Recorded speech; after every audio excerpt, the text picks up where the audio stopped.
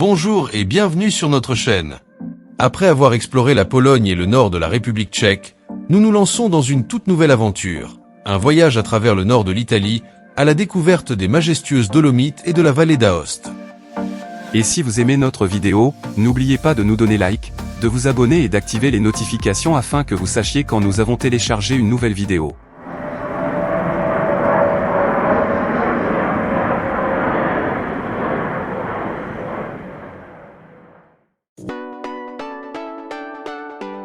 Comme nous l'avons mentionné au début de cette vidéo, c'est une nouvelle page de notre carnet de voyage qui s'écrit aujourd'hui.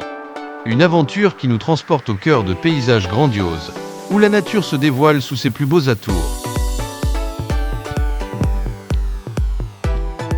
Dans notre dernière vidéo, nous avions déjà évoqué ce périple, mais avec un détail particulier.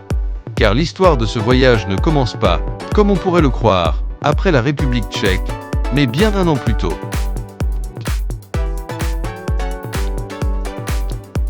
L'été précédent, nous avions déjà entamé notre découverte du nord de l'Italie.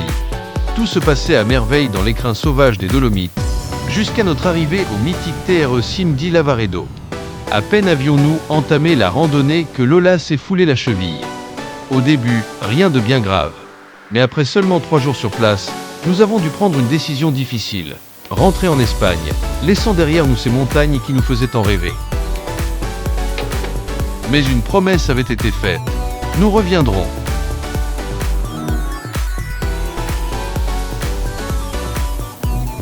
Alors cette fois, après avoir traversé la République tchèque et l'Autriche, nous avons repris notre aventure exactement là où nous l'avions laissée, au TRE Cime di Lavaredo. Pourtant, pour donner plus de cohérence à notre récit, nous avons décidé de partager ce voyage depuis le tout début, depuis notre départ d'Espagne.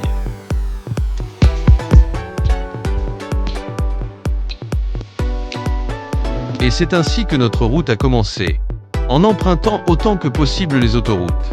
En Espagne, aucun souci, les autoroutes que nous avons prises étaient gratuites. Mais en France, face aux péages exorbitants, nous avons opté pour un itinéraire différent, privilégiant les routes secondaires. Un choix qui nous a offert de belles surprises, car ces routes, souvent en excellent état, nous ont permis de découvrir des endroits que nous aurions totalement manqués en restant sur l'autoroute.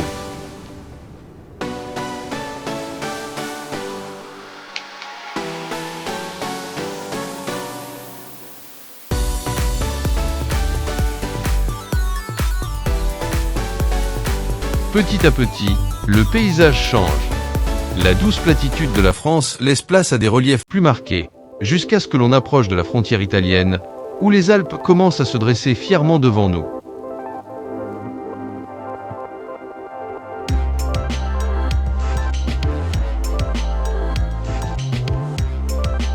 C'est là qu'une petite erreur nous attendait. Sans y réfléchir, nous avons appliqué la même logique qu'en France, évitant les autoroutes à péage, sans savoir que les ** routes secondaires italiennes * sont bien moins entretenues. Résultat, des heures de trajet rallongées et des portions de route où notre camping-car a dû faire face à quelques difficultés. Mais qu'importe, l'aventure, c'est aussi ça. Avant d'atteindre les Dolomites, nous avons fait un petit détour par Vérone. Malgré la foule de touristes, cette ville nous a laissé une impression magnifique, avec son charme intemporel et ses ruelles pleines d'histoire. Nous lui consacrerons une vidéo à part.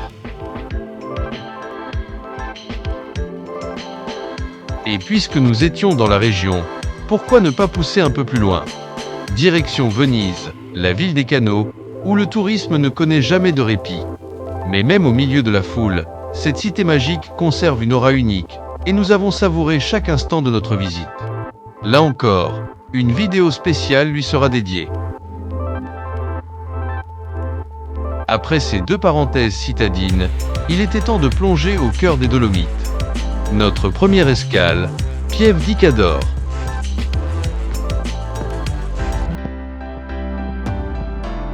Nichée dans un décor de rêve, cette petite ville de 4000 habitants porte fièrement les titres de ville d'art et ville fortifiée de la région de la Vénétie. Côté stationnement, aucune inquiétude. Un grand parking gratuit se trouve juste à côté du centre historique, et nous vous partagerons son emplacement exact sur Google Maps. Pieve di Cadore est surtout connue pour être la ville natale d'un immense peintre de la Renaissance, le Titien. Son ancienne maison, classée monument national, est l'un des premiers sites que nous avons visités. À l'intérieur, nous avons pu admirer certaines de ses œuvres, mais aussi découvrir les pièces où il a grandi. Juste en face de la maison, une jolie fontaine dédiée à Saint Jean Népomucène, et à ses côtés, un magnifique palais ayant appartenu à la famille du Titien. Non loin de là, dans un autre bâtiment historique, nous avons découvert le musée archéologique de Cadore, un petit bijou qui nous plonge dans plus de 2000 ans d'histoire, avec des vestiges datant des périodes pré-romaines et romaines.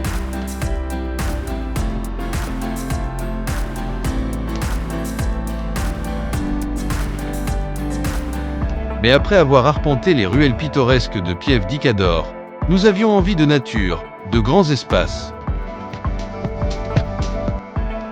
Depuis la petite place où se trouve la maison du Titien, nous avons donc entamé une randonnée en direction du fort Montrico. Au fil de la montée, les panoramas sur les Dolomites se sont révélés peu à peu, offrant un spectacle à couper le souffle.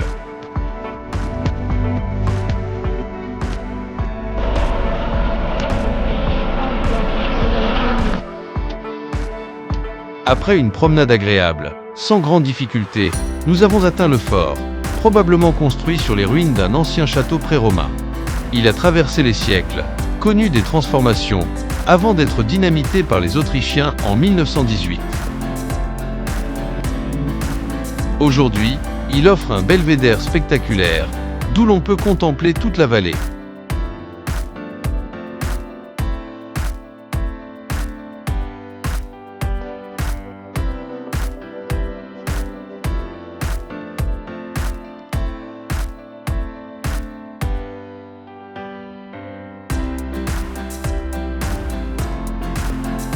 Notre exploration nous a ensuite menés à travers des tunnels creusés dans la roche, jusqu'à une petite clairière enchantée, où de curieux petits gnomes semblent garder les lieux.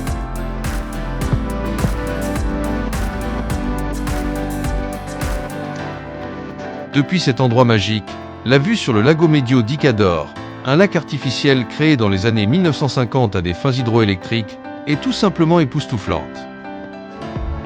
Quand le soleil commence à décliner, la lumière transforme les eaux du lac en un miroir doré, et tout le paysage prend une dimension féerique.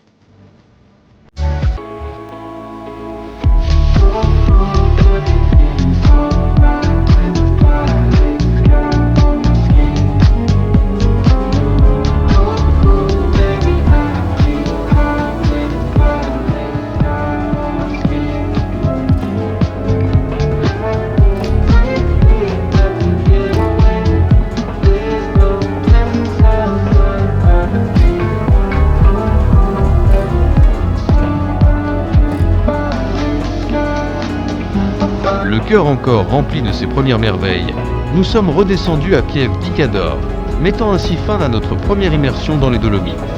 Et dès les premiers instants, une chose était évidente, ce voyage allait être grandiose. Mais l'aventure ne faisait que commencer. Pour prolonger ce moment magique, nous avons pris la route pour Domecq di Cadore, où nous avons passé la nuit au bord du lac. Notre toute première nuit au cœur des Dolomites.